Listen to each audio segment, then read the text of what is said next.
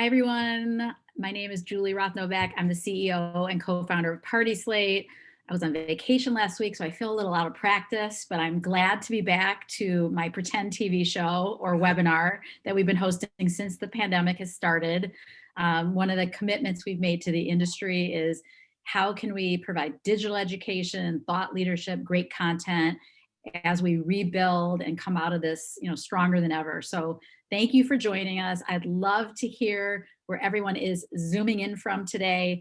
You could change your chat to all panelists and attendees, as I was doing that. I forgot to do it. I'm out of practice. And we'd love to hear where you're zooming in from. We've gotten people from all over the world, really, for these webinars.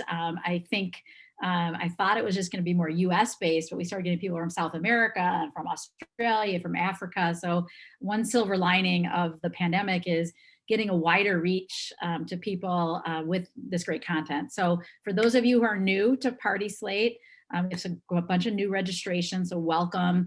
Party Slate is a platform to get people inspired, and especially we need that inspiration right now when you're planning kind of larger scale events, not just weddings, but corporate and galas and milestone birthdays and baby showers, all types of professionally planned celebrations.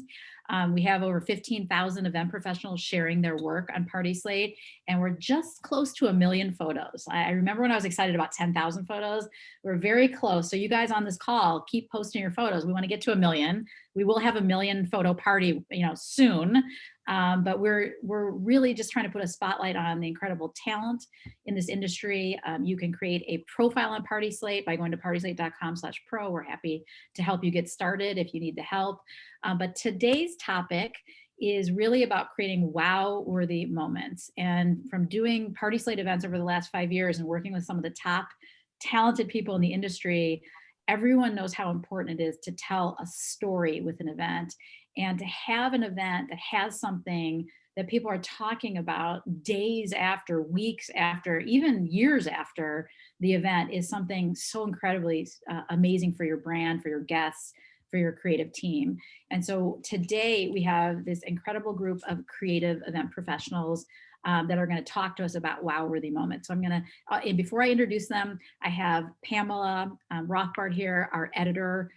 If you get all of the newsletters and articles and everything that Pamela and her team create, she is putting a spotlight on the best of the best all over the world, mainly in the US, but we have international profiles as well. So Pamela, thank you for all your hard work and all your SEO geekiness that you bring to the table, because not only are they getting great work, they're getting it SEO optimized so people can find that great work. So thank you for your hard work. So let's start with some introductions. Ty, I would love for you to start. Tell us a little bit about how you got started in the events industry, because everyone has their own story of how they got into this crazy world that we live in. And tell us a little bit about your company, and then we'll come back with questions. Absolutely. Thanks so much for having me, Julie. It's great to be here. So my story is a bit different. I actually started in architecture and in theatrical design, and then came into events through that approach. And so what that has really brought to light for Tiger, for my company, is approaching events as experiences and thinking about how are we engaging the 5 senses for guests and creating something that is that's interactive. It's kind of transformational, and it's definitely kind of creating a very new experience with wow moments, with big installations, and kind of creating something very cinematic almost as a temporary experience. I love that. And as a side note, we worked with you on our Boston launch party, and I Yes. can remember it like yesterday. It was so immersive with those. I will show that later, so I don't want to ruin it, but yeah. People are still talking about that event. So Ty, thank you for bringing your creativity to our Boston party. Ryan, we're huge fans of Ryan over here at Party Slate. You've done so many cool events from Broadway to corporate to weddings. Tell us a little bit how you got into the event industry and a little bit about your business. Sure. Again, I echo Ty's thanks to you, Julie and Pamela, for having us today. I mean, like you said, I'm a Broadway baby in a way.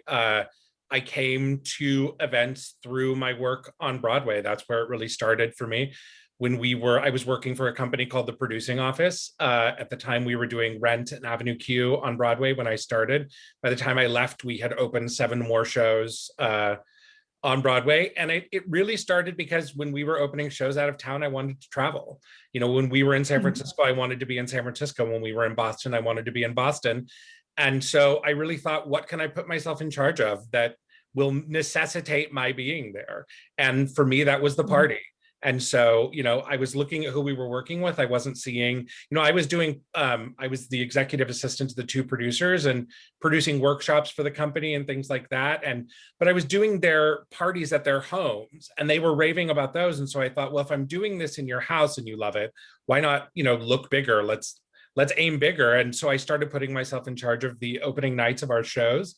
And I started having to travel, which ticked that box for me. And then it just proliferated from there.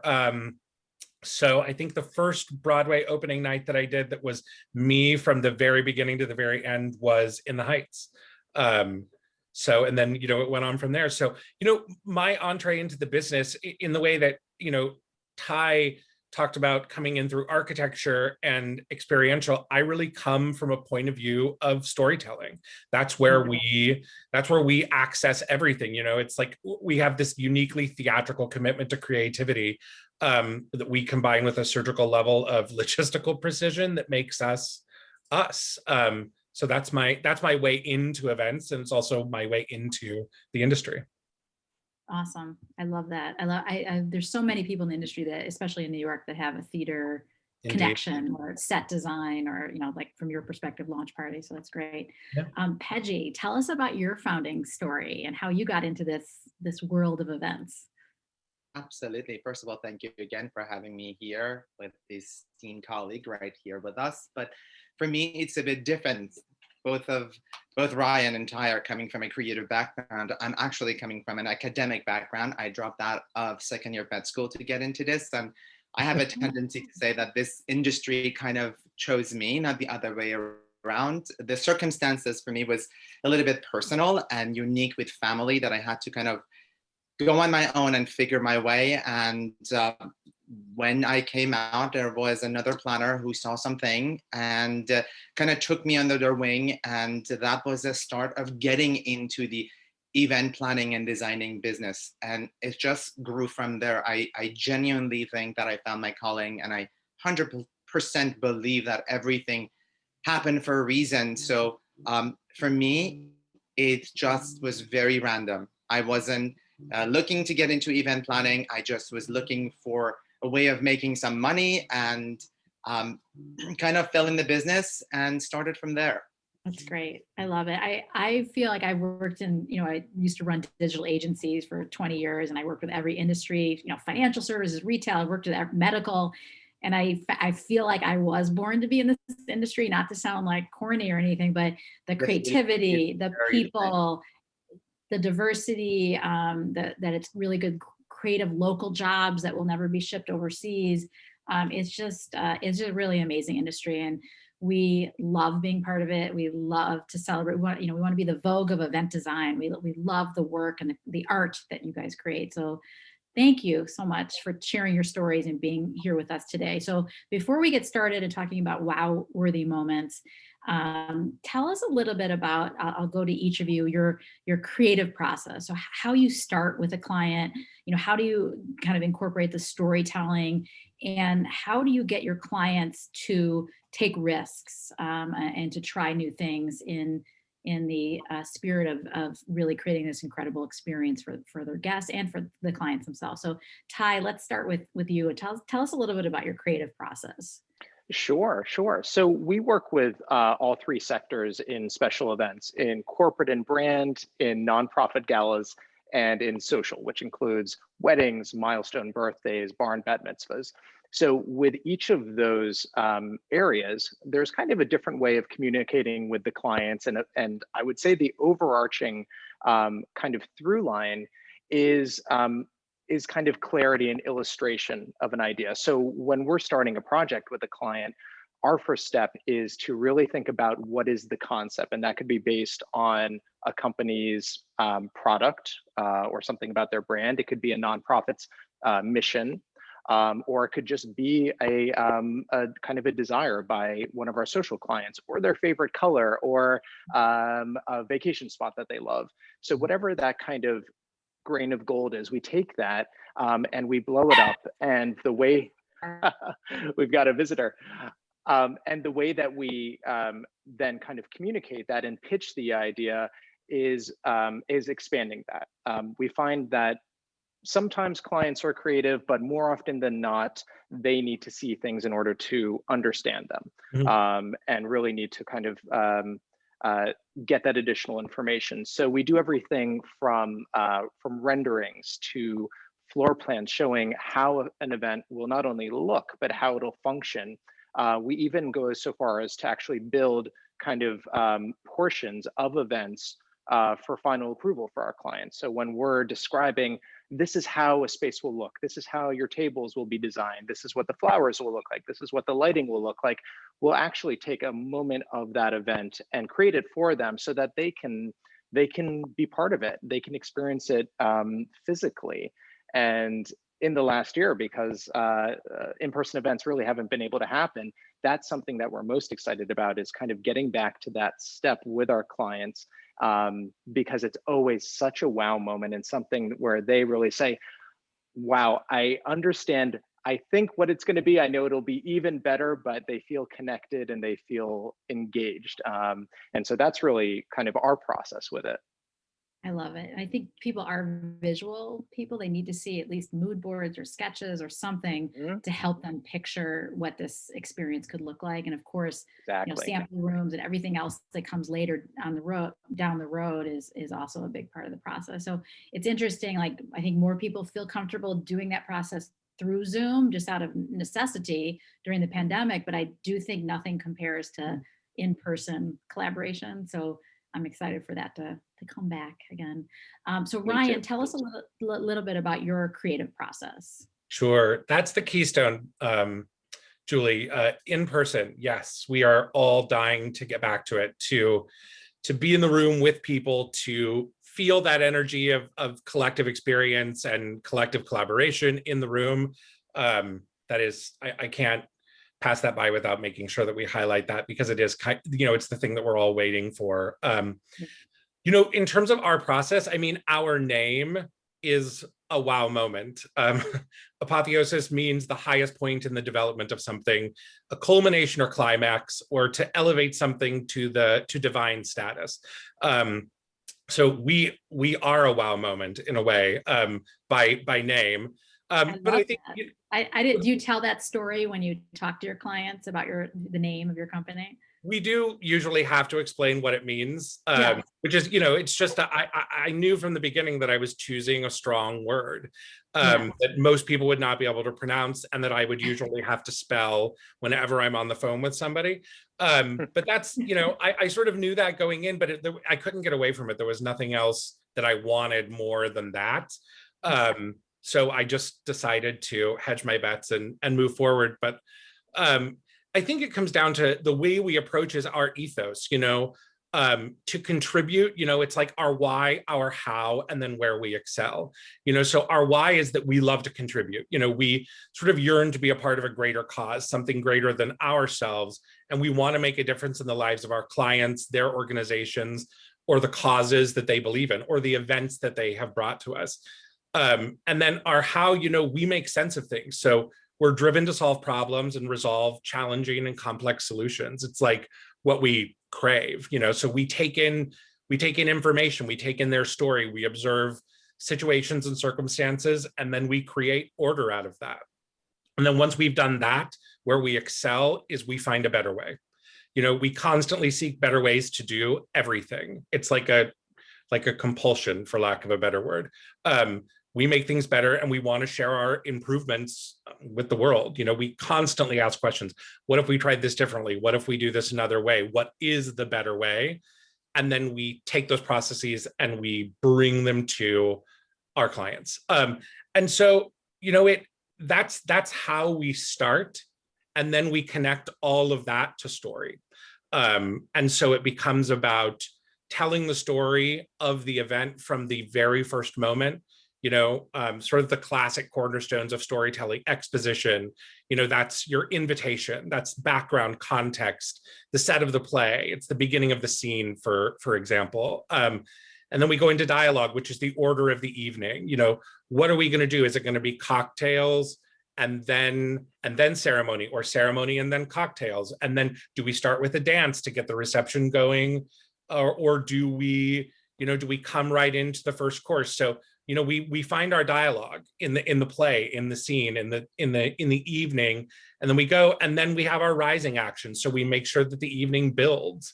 And then, of course, we have our climax, which is what we're here talking about today, so that we achieve a sort of point, an apotheosis, and then we slowly let them go. We wind the evening down in a really elegant way, so that as everybody's leaving, they're like, wow, that felt like a story. Like I felt like I went on a journey from when I received the invitation until I left the event. And that's how we do it. That's the sort of core of our business. It's amazing. And it ties perfectly into how you described your company name too. So I think that's amazing that your focus on these wow moments and the storytelling is really in line with your brand, which is great. Peggy, how do you do your creative process? These are two tough acts to follow here. I was just going to say, how am I going to even follow up? It's so eloquent that I just was telling him even before having this conversation. I think I have it much easier than Ty and Ryan, only because for us, predominantly of our events are our social events, specifically wedding. So for me, I do have massive productions, but the production is just about the couple and the family. So it makes it so much easier for me to be able to tell their story of the couple and create that climax for them based on the budget that they have for themselves. So for us is really start with being able to connect with the clients, have that trust with them in order for us to be able to create that wow-worthy moment.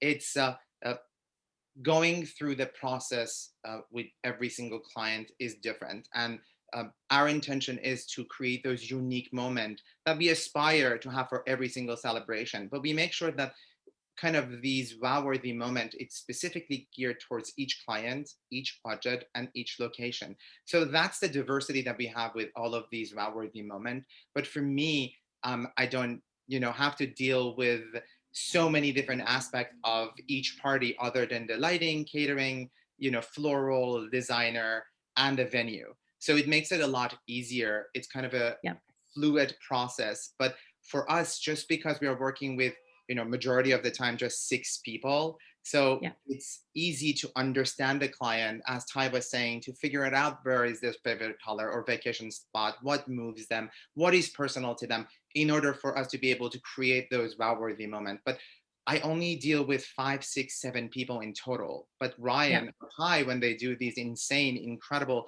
corporate or social or Broadway events, they have a slew of people that they have to deal with to figure it out where they're standing and what they want for themselves. I don't have that. I am very happy to stay in my lane and do weddings. Hopefully it will be Marcy or Mindy at one day. But for us, we're very happy with where we are within the event industry and having that niche market to be able to create these moments. And for me, the best part of it is to be a part of somebody's forever history forever. I always tell my clients that I may forget you in 2-3 years, but you will never forget me because I was there for you to be able to create that special moment for you. So for us, it's just learning about the client, learning their story, being able to translate that into the event for the guest to recognize. Because at the end of the day, it's really not about the couple itself. It's about the 150, 200, or 300 people that they're inviting, that we want to make sure that experience is elevated altogether. I love that. Yeah, I think each story is unique, and it's about telling that story and bringing the guests along for the ride. So I think that's Absolutely. amazing. And I will say, doing corporate events for many years as a client, there are in many cases a lot more cooks in the kitchen for those events. You have the marketing team, the sales team, executive team, potentially sponsors, and the same for galas. Again, I was on these gala committees in Chicago. You've got a lot of opinions, Well, but it is a lot of rewarding. voices. It's a rewarding to pull it all together and Yeah. help an important cause. Yes. And what's unique about that, Julie, what's interesting about corporate or tricky is that every one of those departments has their own set of goals and their own set of their own mission, their own goals. And so it's not just about pleasing the overall client. You really have to get with every department and make sure that they are achieving what they need to achieve as well. So it creates a really multi-layered, but to Pesci, to your point, like 6 tricky people is the same as 6 tricky departments. 100% correct. You don't have an easier job, my friend. No, I didn't say, I didn't mean easier. I just mean that you guys are a lot more diverse as far as the kind of events that you do. And I know you better than Ty, obviously. And I know if you were in just one market, you probably would be bored. So you love to have the diversity for yourself. But for me, I love being in the wedding market. I love being able to do this, more than any other. Not that I'm going, if anybody want to hire us for corporate or any other event, I'm here for it. You won't say no. Here. Yeah. I want that. But for us, majority of our work is just coming through within the social, specifically wedding, and perhaps after that, bar and bat mitzvahs. Absolutely. So, well, let's dig into these kind of wow-worthy moments, because you each have some great examples to share. So, Ty, I'm going to share my screen and let's walk through a couple of events that you shared with us. That would be, can you guys see my screen? Yes. Yes. Okay, hold on. I thought I lost you for a second, but no. I'm out of practice. I haven't done this for 2 weeks. Tell us a little bit about this incredible event with Ocean Spray. What were the goals? What were the wow-worthy moments? And I'm going to kind of scroll through and tell me which ones you'd like to share. Julie, if you want to just kind of click on this first one, I think that's a great. So this was for Ocean Spray, obviously, and we've done many projects for them. This is one of my favorites. It was in the middle of Rockefeller Center in November. And so think right where that big Christmas tree goes, and literally this all goes out and the Christmas tree goes in. So what we were doing was Ocean Spray had been doing this kind of cranberry bog in the middle of Rockefeller Center, which is actually all of that flat red that you see. And they've done that for years and kind of felt like there was a better way to activate it and get public attention and also get media attention. So what we collaborated with them on was building really an experience and an activation. And this was for 30 influencers within the food industry and kind of high-level media in that. So it was all about promoting Ocean Spray as a brand and all of their products, specifically around the Thanksgiving holiday. And so what we did is built this dining table actually sitting in the water. So all the guests were wearing the rubber waders, kind of like the rubber overalls. They didn't know until they got there. So we wanted to leave that level of surprise. And then what we did is also thought about not only the micro of this, as far as how will this intimate experience of 30, how will that function, but also for everyone publicly around this. And there's thousands of people going through Rockefeller Center every single day. What are they seeing? What is their takeaway related to Ocean Spray? And so what we thought about was, how do we make this visually large? It's an intimate event that also has to have a wow factor on a very big scale. And so that's where we worked in the foliage and the height and the structure, in addition to just the experience at the table. And a couple other things about this. Curtis Stone, a celebrity chef from Australia, right there, curated a really amazing menu inspired by Ocean Spray products, inspired by cranberries, of course. And so he also hosted. And so it was a really great experience in kind of working with a couple different scopes, but ultimately highlighting the brand. That last photo, I actually jumped in also in a bit of hosting as well with Curtis. And and hosted the influencers, and then did a live feed actually at about 4 a.m. I think it was, to China to promote Wow. abroad. Yeah, so it was a very, very long day. Yeah, and did you have people streaming past their tie? It looked like, you know, it's still Rockefeller Center, and so you've got this dinner, but then all of the people that just want to watch or see it. Right, exactly. So it was really objectives in 2 different capacities and at 2 very, very different scales. So it was an interesting one. And there's always a challenge, of course, with any event. For this one, it was the load in and the setup, because this had to start. This went live for TV broadcast at 7 a.m.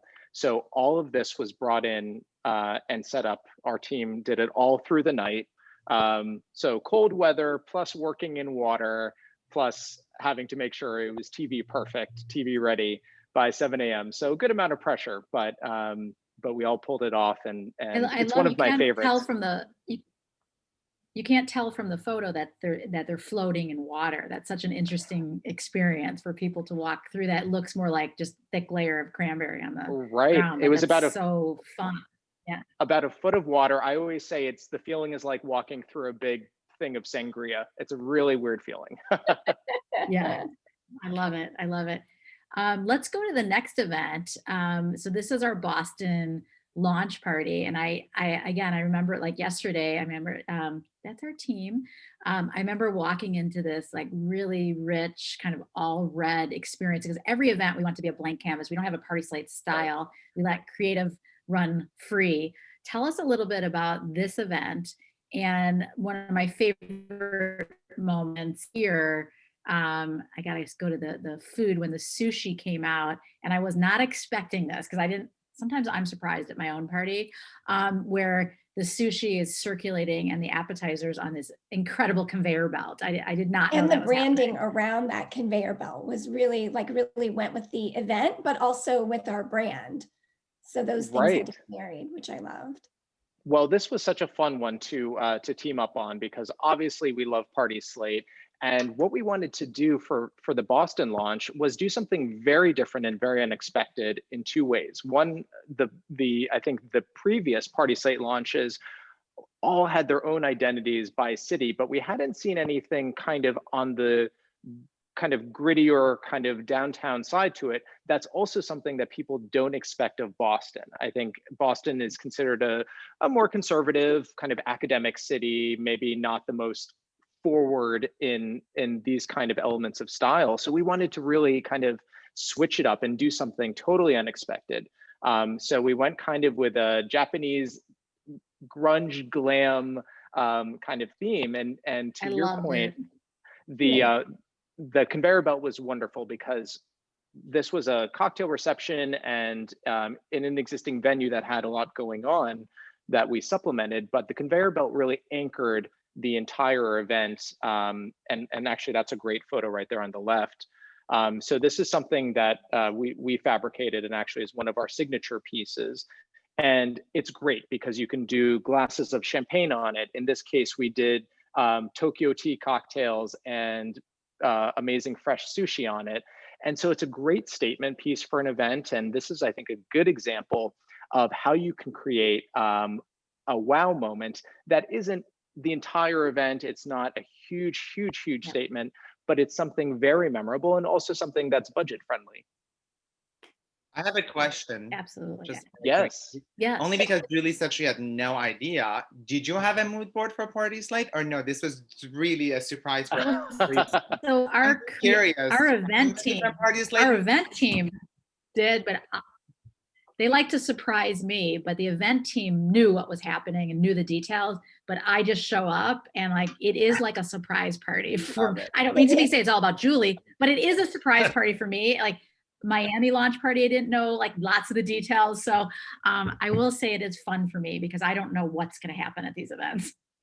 I just want the branding and everyone really delivers. The branding at this event was like my favorite. There wasn't a moment missed where the Party Slate brand wasn't represented. And there were so many like photo ops and fun little details. It was just a really fun event. Yeah, no, Elan Artist, it was our DJ, from our DJ, and the set tie with the disco balls and the red dramatic lighting. Again, it was just a really incredibly thoughtful, But story. I call it Tokyo grunge, right? I don't even Yeah. know how would you come with that theme, but I love Glam grunge. That was my sorry. idea, Reggie. My idea. No, just kidding. Sure, Julie. Usually I'm like, okay, just give me an all white party. Like, Julie, you're out of the creative process. So no. Oh, that's funny. So we loved it. Okay, so Ty, anything else you want to add about that? And then we're going to move on. Yeah, no, I think, to Pamela's point, this one was all about kind of taking a brand, right? And making an unexpected experience with it. I think this is not necessarily the look that people would think of when they think of Party Slate. And that was the point, is thinking about how do we kind of create a greater range? And this applies to any client really, and to a wow factor, is how to infuse unexpected, not only in the decor, not only in the elements, not only in the menu, but in the whole experience. It's amazing. It was amazing. Job well done. Thank I you. will tell you. Thank you. We loved it. Side note, drag queens, let's- like check out the full event on Party Slate. There's so many moments we didn't get to show you. Love a drag queen. Yes. Me too. Can't go wrong. No. Okay, so let's talk about this corporate event Yes. here and any wow moments. So we here. go from Tokyo to the deep sea now. So this was an event that we did for actually 3 clients. It was the New York film premiere for James Cameron's Deep Sea Challenge 3D. So James Cameron, who did Avatar, this was a 3D documentary that he did, and he actually dove you'll see the next slide, that's his submarine, to the bottom of the Marianas Trench, which is the deepest part of any ocean in around the globe. It's 7 miles deep, crazy. So this was 3 parts because it was for James Cameron's film premiere. It was also in conjunction with National Geographic, and then also with Rolex, who's a longstanding client of ours, and they were actually also launching a new deep sea watch. So 3 clients, 3 very different goals, all one experience. So what we did here, this was very kind of tech heavy in this event for the premiere. It was at the Museum of Natural History in New York. And what we did is, and you'll see the big 94-foot whale that was suspended in the space. We didn't bring that in, but we created this kind of underwater experience for guests. And we did an unusual thing. Typically with premieres, whether it's film or theatrical, guests go from the performance or the film in a theater setting to then a party, a celebration party. And what we did here is we combined the 2. So we took a large area, the Milstein Hall of Ocean Life at the museum, and transformed it into the theater itself. And also all of this was done using 3D projection technology, which is very different than showing a film in a different ways. There's multiple lenses, all of these different specifics. So we integrated a team on that side, brought in James Cameron's team and coordinated with them. And then, so the guests watched the experience, they saw the launch of the watch as well. And then the after party was all around that. So it was kind of creating one big event in one space, which rather than simplifying kind of complicates it. But it was great because we were able to have a consistent through line through the entire evening from start to finish.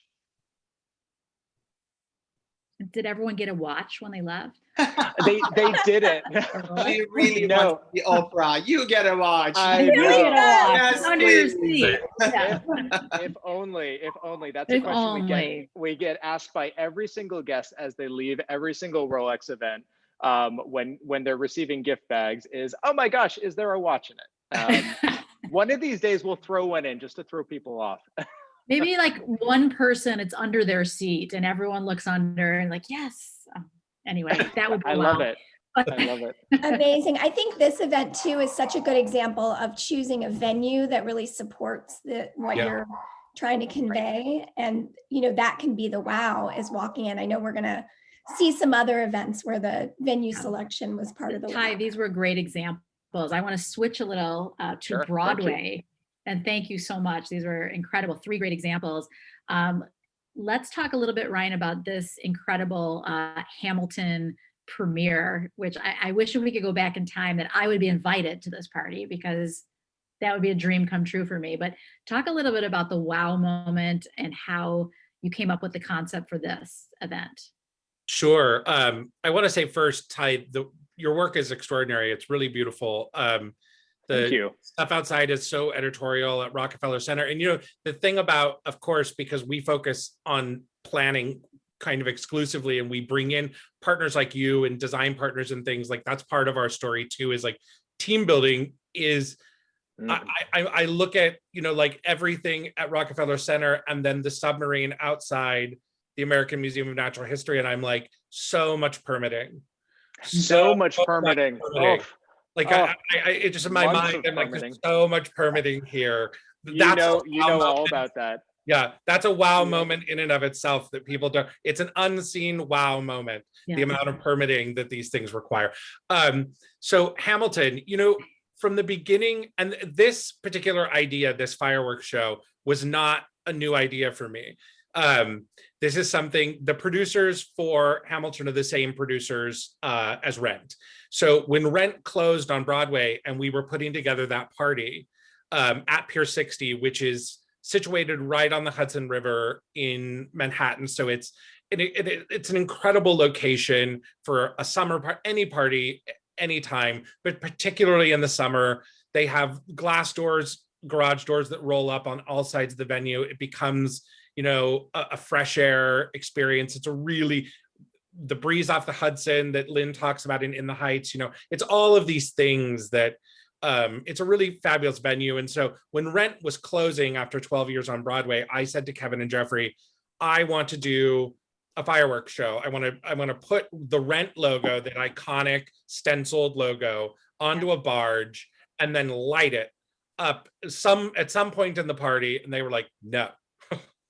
This is a show this is an iconic show that's closing, but there are commercial interests in Broadway, and they were like, an investment of that size at the end of the life of something is different than an investment of that size at the beginning of something. Yeah. When Hamilton came around, I said, Jeffrey, this is our time. This is our moment. You were just on the cover of Rolling Stone. We know where this is headed. The show hasn't even opened yet. It's already received rave reviews off Broadway. Like, we know it's going to be minted as a massive juggernaut. So let's do this. And also, there's nothing more American than fireworks. This is a show about the founding of our nation. Like, it was just the right moment to do it. So I called Pyro Spectaculars by Sousa, who does the Macy's fireworks show every year, because they're the best. And they also know the landscape, right? So when I'm assembling a team, you have to make smart decisions right from the beginning. So you wanted to get a team of people who really already understood how to do a fireworks show from a barge in the Hudson or the East River. So I went right to them, and they came on board pretty quickly. And then it became a matter of, all of the coordination involved in this, but we really set it from the very beginning. Again, it's about building an evening from the beginning. So Hamilton, because it was coming in so big, we had an extra long step and repeat at the theater. There was a massive presence on the street. Then we worked with the double-decker bus company to bring people from the theater down to Pier 60. And then actually, if you stop right there, this is a good moment. So, people arrived to the theater, then they got on these double-decker buses, they rode them to Pier 60, they got off, and we had this evening, where it kind of built. So we had a great DJ, we had Andrew, and they really built the thing. And then at some point that morning, we released to the public. We kept the fireworks show a secret. And at some point that morning, we released to the public that we were going to do this. And then if they wanted to join us along the Hudson River, they could, and we released the radio station that they could tune into to hear the soundtrack that Lynn had worked on with a DJ that I hired to build. It was 15 minutes worth of fireworks. Wow. So Lynn custom built a 15-minute soundtrack to go with that. So we kind of released to the public that morning that if they walked to the Hudson River with something that they could listen to, they could do this with us. It could become a cumulative experience. So people knew it was coming. And then again, we've talked about wow moments aren't just about the wow moment. You have to coordinate all of this in advance. So, getting 1,400 people out onto the edge of the pier, and then, the fireworks started, but what we didn't tell anybody about, sometimes in stories, there's like a mini climax and then there's a climax. So we could have had this mini climax of this 15-minute fireworks show. And as soon as that ended, we made this announcement over the loudspeaker that the Roots were going to perform live inside. And so as the fireworks show ended, the Roots set started live, which you can see there. And then that kicked off an 1.5-hour live performance by the Roots, which Lynn got up on stage, you can see right there. And it just sort of kicked this party up into the stratosphere for the rest of the night. And then again, it came down, the DJ took back over, and then we sent everybody home. I think we ended this one pretty early for a Hamilton party. The Tony Awards party ended at 7 a.m., but this one we wrapped up at 3. Oh my God. I mean, Ryan, anytime you say that there's a mini climax and it's 15 minutes of fireworks coordinated to its own soundtrack, then I can't even imagine. Like the next moment, people must have been exhausted. And look at this lighting. Wow. It was, every Hamilton party, as you'll see when we move on to the next party in Los Angeles, every Hamilton party has had its own point of view, the way that we've approached it. And that was all informed by the venue and by the story we were telling. So this one, we really dove into the Federalist Papers, which you can see. We made Kobos along the walls of all the Federalist Papers. And then we dove into like Alexander Hamilton's roots in Nevis and where he was born. And so that involved like the planks on the tables that you see were like sort of like the ships that brought him to America, and then the tropical leaves. So, then we get to LA, which we can look at now. Okay. Which is a great example of wow moments that aren't a 15-minute fireworks spectacular over the Hudson River kind of budget. So this particular party, if you go back one step, was in a really modern complex. This was at Noya House in right on Sunset Boulevard in Los Angeles, 3 blocks from the Pantages Theater where the show was opening. And it's an all-white, totally modern complex. And we built a wall that sealed it off from Sunset Boulevard, and made this entire complex of corporate buildings into our showcase. So if you see in that photo there, second to the right, that one where your cursor is, we had an all-white backdrop. So a lot of what we did with the lighting was projecting onto that. So those are the colors of the sisters' dresses in the show. Wow. Angelica, Peggy, Angelica, Eliza, so cool. and Peggy. And we would project pattern on there, but we started sort of in this look with the colors of the 3 dresses.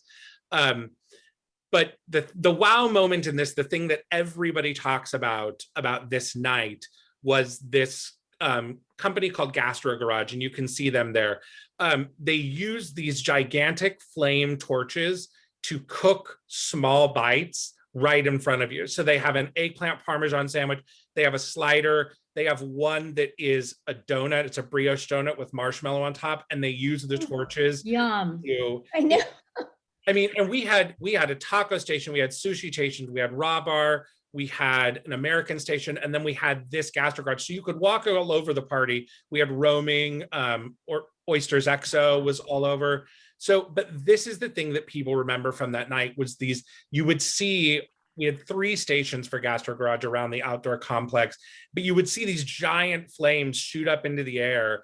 And it created this moment. That's one of him cooking the burgers. It created this moment, this engagement with the food that made it exciting. And because we spread them out, it also helps you logistically move the crowd around the complex. So it was a really big footprint that we had to cover. As you can see, there's a lot of different areas. This was inside. And actually an interesting story about this indoor, this is the studio where the pilot of I Love Lucy was shot. Really? Studio at Noya House is the right back there where you see the Hamilton logo on the wall, was where they shot the pilot of I Love Lucy. So it was a really great place, but again, we couldn't make we didn't want to force the sort of colonial feeling of Hamilton onto LA. We sort of wanted to do Hamilton through the LA, through the lens of the Los Angeles vibe. So we picked it up. We had this big ice I have bowl. to show this. This looks incredible, whatever this is. It's the raw bar. Oh. And so we did these big ice sculptures that held the seafood, and it was just a really great. So it, the thing is about people talk about that night. They talk about the food, the amount of sushi there was, and the gastro garage. And so it really is about, wow doesn't always mean big. It can also mean deeply personal. Yeah. Things or attention to detail in the culinary realm, I think is also something that can be wow. So yeah. Here's the guys again. This is just, the whole event is a wow, but like you said, there's moments of wow all over, and it doesn't have to be a copy of this is how a Hamilton event is done. It can be customized for the story of the city that you're in, which is incredible. Because Chicago's was very, very, very different. And if I'd known you then, Julie, I could have. Yeah, I'm offended I wasn't invited, but okay. Thank you, Ryan. That was amazing. I think we need to move on to the next one. Peggy, I am obsessed with this wedding, and I know we've shared a lot of this on Instagram, and it does incredibly well because there's such a great storytelling behind this. Tell us a little bit about the wow moments of this incredible wedding. Thank you, Julie. And also thank you for bringing us back to earth, because I love following up these conversations. Lin-Manuel, the roof, the Rolex, and Ocean Spray. And I'm like, yes, this is my wedding. Yeah. So beautiful. Don't underestimate this. No, It's gorgeous. I just love it to follow up these two giants. Okay, this is a wow. That's all I can say. It was a wow. And I think I mentioned it to you. The uniqueness about this party was that the client was also just as surprised as everybody else. Yes. I'm so incredibly fortunate that most of my clients find me through word of mouth. So they already have a certain trust that are coming in when they hire us as a company. So this particular event was one of those events that I'm sure we're going to talk about as far as building a trust and how do you take risk, that I partner up with people who I genuinely trust. Yeah. And for this particular job, when we hired a particular florist, which is Design House, I love Azizam and Layla. And when we were going through some of the different vibe and different visions, I only received one photo from the client that they were anticipating, which we completely ignore, and we went in a different route. But I had such an amazing trust built within this particular couple and the family that they allow me to run with it. And as I mentioned earlier, it's such a nerve-wracking process when you have those clients that are some sort of it's kind of a unicorn for me, that they give you complete freedom from the beginning to an end.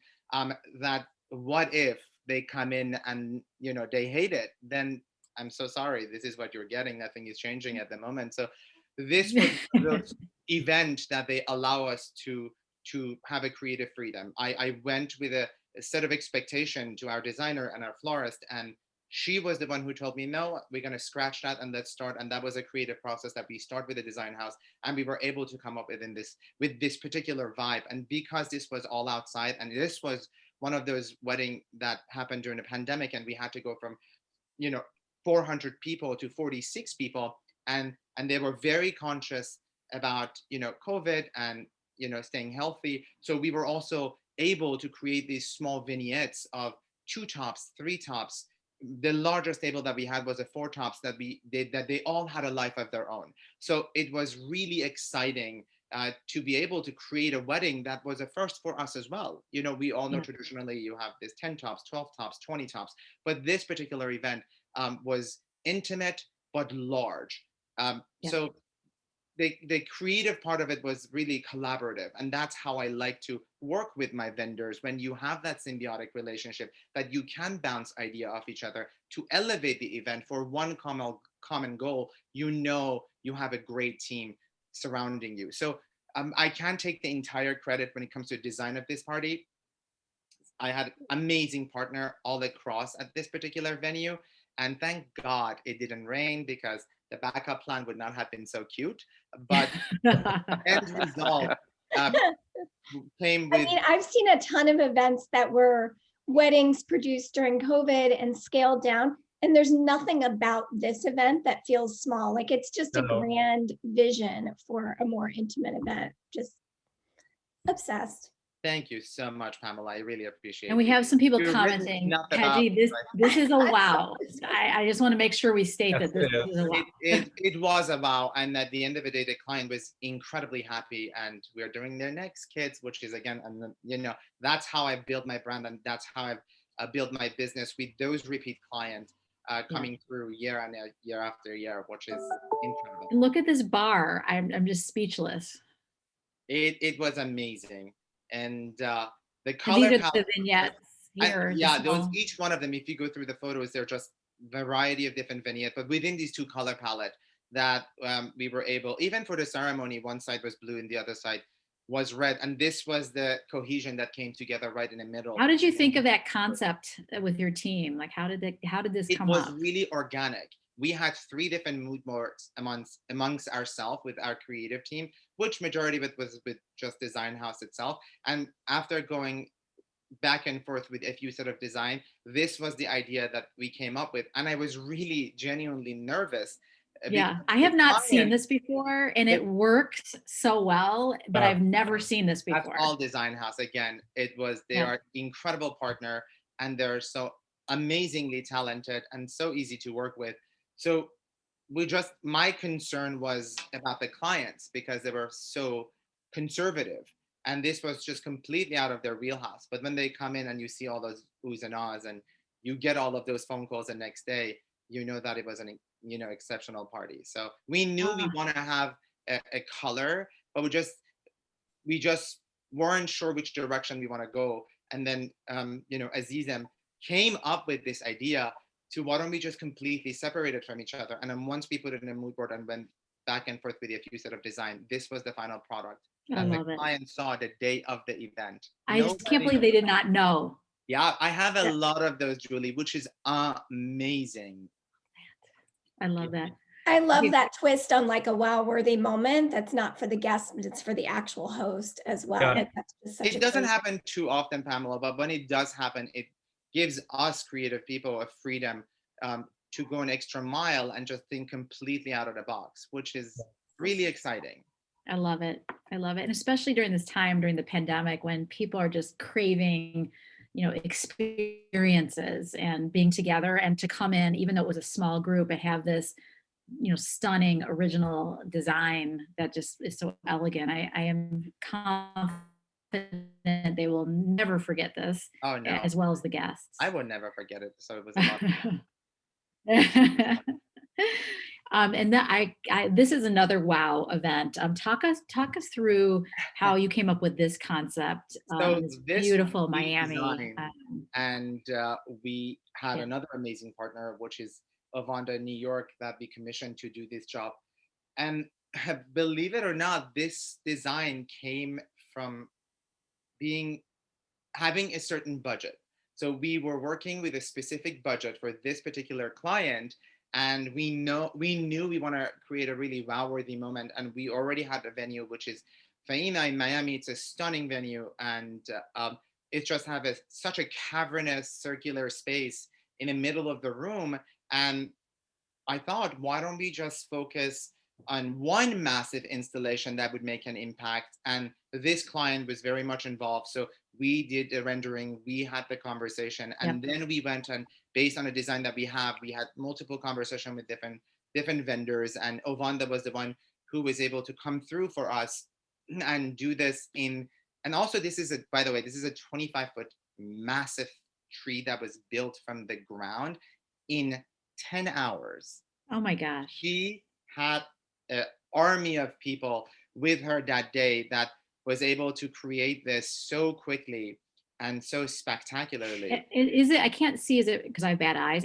Are there roses? Is this a rose? There were a lot of roses, but there were also some silk pieces from the top itself where you guys could touch. So it was a combination of both, but it was a massive, massive structure into the room itself. And then we obviously went through the food portion of it. We were able to partner up with another creative person who was able to do that for us. And also, I have no shame using, other inspiration from other people, like that lantern moment that you see there, it's something that Todd Events did at Engage. So before I even use it, I'm like, Todd, I love this. Can I use this? Do you mind? It's like, no, go for it. It's not a problem. And Peggy, are those the place cards? Yeah, those were the place card. So again, Pamela, that could have gone in your place cards article that you guys wrote. You have to add it because it's so amazing.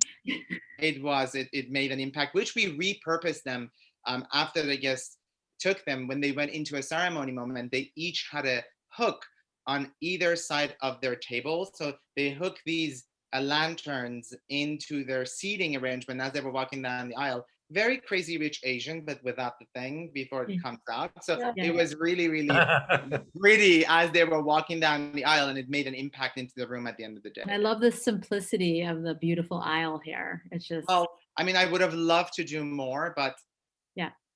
Yeah. Peggy, that venue is so hard, but you dealt with it so beautifully because it's like having one big statement is just so brilliant. Yeah. Thanks, Ryan. It's not Lin-Manuel, but it did the job. It's gorgeous. I love this picture too, with this in the background. Like every photo was just amazing. We went very simple, very just subtle with everything else. And that one big moment was the wow-worthy factor, which made sense because the room itself, it's such a circular moment. Having something in the center, it made an impact into the room. It's so beautiful. Thank you. We love Sandra and Ovando. They're just amazing. We've done events with them. Yes, amazing. I hate to point out that we are nearing the end of our time, Julie. No, I need another hour. I know. This is so fun. I know that was the last example. For all the new people, I have to just do a little bragging about our profile page, because all of these incredible examples that we've shown today are featured. Okay, I didn't want to go to Ovando, although that one is amazing too. I wanted to go to yours. Hold on one second. I wanted to just show how easy it is to create a beautiful profile page to showcase your work. And so while my Wi-Fi is loading, I just want to show Peggy's as a quick example. We added these multiple cover photos for the premium profiles just because you have so much great work. I'd invite them in with all different types of inside, outdoors, intimate details. And then scrolling down, the really exciting part of the profile is this section where you can showcase all your work and also have your event partners credit you. So Ovando posted this and credited you, and it shows up on your page.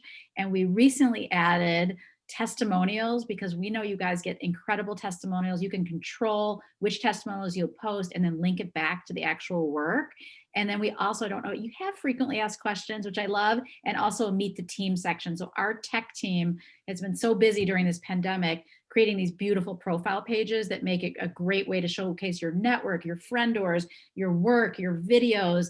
And our goal is to just make everyone better digital marketers and to just put a spotlight on the creativity of this industry. So I just wanted to give a little shout out to our tech team and our product team who's been working so hard on it. But I have loved talking to each of you. I know I cannot forget to promote Digital Day. Pamela, am I supposed to promote anything else? Digital Day is April 21st, right, Pamela? 21st, oh God. A full day of digital education, from SEO to content marketing to Instagram best practices. We're going to be bringing the best of the best in a full day. So we will send you a link to it, but please join us for Digital Day. And I just want to thank this panel. I am truly inspired by your work. The cross-discipline collaboration that has to happen to make these things a reality is incredible. And I know it's not easy. You guys make it look like it's easy. I know it's not easy to pull off what you do. So thank you for sharing all these incredible wow moments. And I am totally my mind is blown just looking at these events, like the detail you've added even beyond what's there. So thank you guys for sharing. Thank you. Thank you for having us. Anything else, Pamela, that I forgot that I'll get yelled at for not sharing? No, we want to work with you all on upcoming events as things get real again. In person. Thanks. Absolutely. That's it. We can't wait till the world is opening. Our organic traffic has doubled over the last 6 months. We've never seen that happen before. We do feel the future is bright, and we do know it's going to be painful to get there. We're talking about ramping back up and hiring and all these things that are not easy to do for the hotels, the restaurants, planners, decor companies. But we know this industry is going to come out stronger for all of the struggles and silver linings that we've faced over the last year. So thank you guys Absolutely. for sharing your time. I'm inspired by your talent. Thank you. Have a great day. Thank you for having us. Have a great day, everyone. Bye. Bye, Ty. Bye. Bye, Ryan. Bye, gentlemen.